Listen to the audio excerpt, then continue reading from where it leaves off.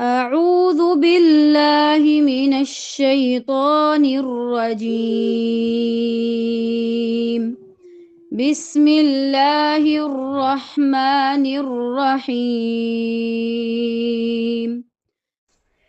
يا أهل الكتاب لا تغلوا في دينكم ولا تقولوا على الله إلا الحق، إنما المسيح عيسى ابن مريم رسول الله وكلمته ألقاها إلى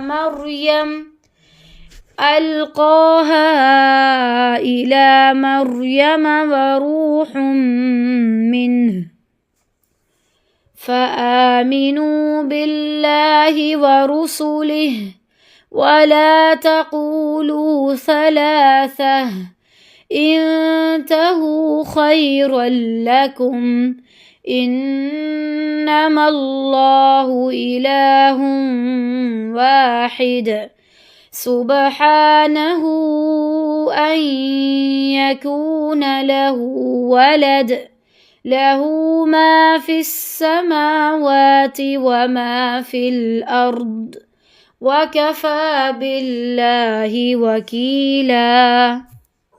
لن يستنكف المسيح أن يكون عبدا لله ولا الملائكة المقربون، ومن يستنكف عن عبادته ويستكبر فسيحشرهم إليه جميعا.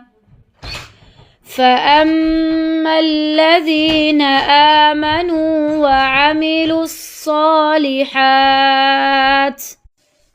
فيوفيهم أجورهم ويزيدهم من فضله، وأما الذين استنكفوا واستكبروا فيعذبهم عذابا أليما ولا يجدون لهم من دون الله وليا ولا نصيرا.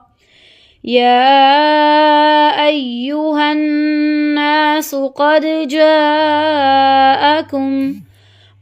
جاءكم برهان من ربكم وأنزلنا إليكم نورا مبينا. فأما الذين آمنوا بالله واعتصموا به فسيدخلهم في رحمة منه وفضل ويهديهم إليه صراطا مستقيما. يستفتونك قل الله يفتيكم في الكلالة، إن امرؤ هلك ليس له ولد وله أخت فلها نصف ما ترك وهو يرثها إن لم يكن لها ولد، فإن كانت اثنتين فلهما الثلثان مما ترك، وإن كانوا إخوة رجالا ونساء فللذكر مثل حظ الأنثيين، يبين الله لكم أن تضلوا والله بكل شيء عليم.